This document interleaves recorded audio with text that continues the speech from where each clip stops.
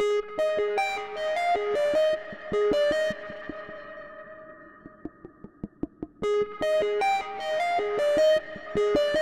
everyone, Dave from DailyTechTV here with one of your favourite type of Q&As. This is the random Q&A where I answer a lot of questions all in the one video, some of them short answers, some of them longer.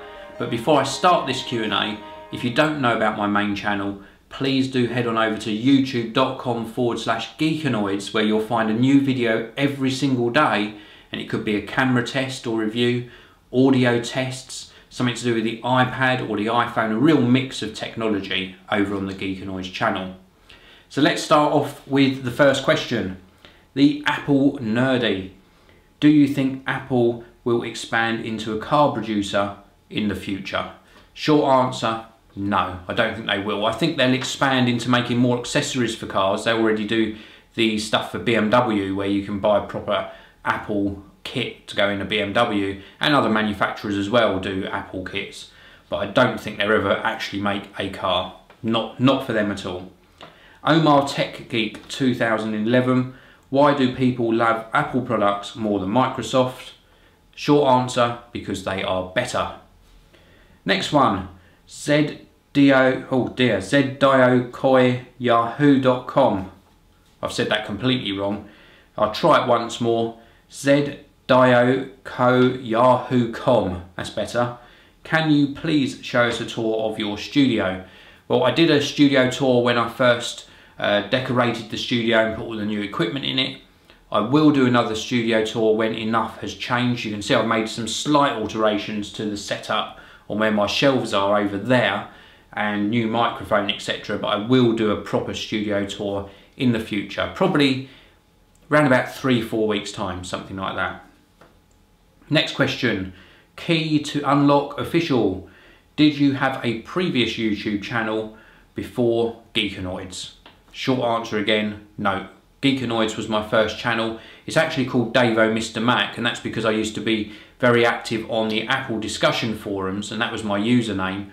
When I started up the YouTube channel, I thought, oh, I'll keep it as Davo Mr. Mac. And then when Geekanoids came along, I couldn't put all my videos that I'd already uploaded over to the Geekanoids channel, so YouTube redirect Geekanoids to Davo Mr. Mac, if that makes sense. So anyway, next one is from Jezza3110. Have you ever thought about doing an iPhone app? Well, my first reaction to that was, are you joking? Do you not watch my videos? But you might be a new viewer, so if you are a new viewer, I have got an iPhone app. Head on over to the iTunes App Store, type in Geekanoids, it's a free download, and it gives you access to all of my content, including a Q&A section where you can tap the button and actually send me a question via the app. And it works on both the iPod Touch, iPhone and the iPad as well. Next one is not a question. This is more of a comment that I sort of picked up on. A lot of people were posting this on one of my videos. And a lot of you are saying that 50,000 apps aren't enough for Windows Phone 7. So I think I'd commented on Windows Phone 7 not having enough apps, and you're pointing out there are 50,000 apps. Well, yes, that is plenty of apps. 50,000 is plenty, but a lot of them are total rubbish. I'm not going to beat around the bush here. I know that happens on iOS as well. There are a lot of rubbish apps out there on iOS, but if you've got 50,000 apps on Windows Phone 7, good percentage of them are rubbish, good percentage of them are hard to find, and there are still some core apps missing. That's what's stopping me from using Windows Phone 7 as my sort of operating system or mobile phone of choice. So I understand what a lot of you are saying. Yep, 50,000 is plenty, it's a good selection, but they still need to get some core apps there and work with developers to get some really good titles on that platform. Next one is from Omar Tech Geek 2011 again.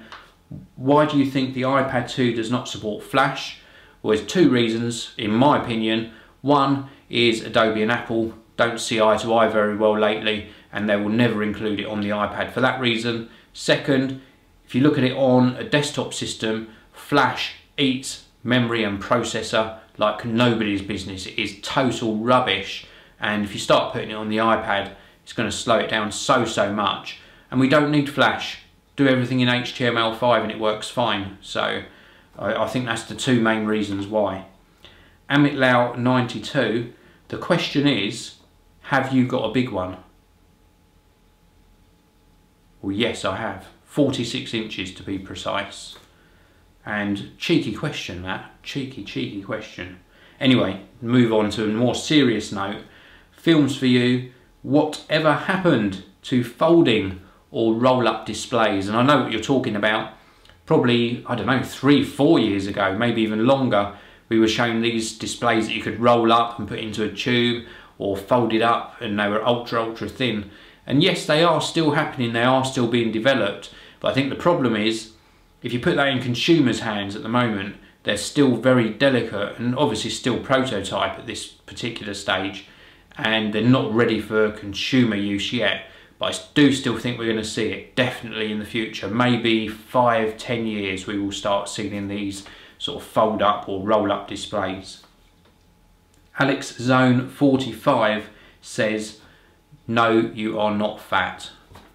Thank you very much. And the last question is from the Chubby Child. What is your mic in the background, and are there any cheap alternatives? You're referring to this mic up here.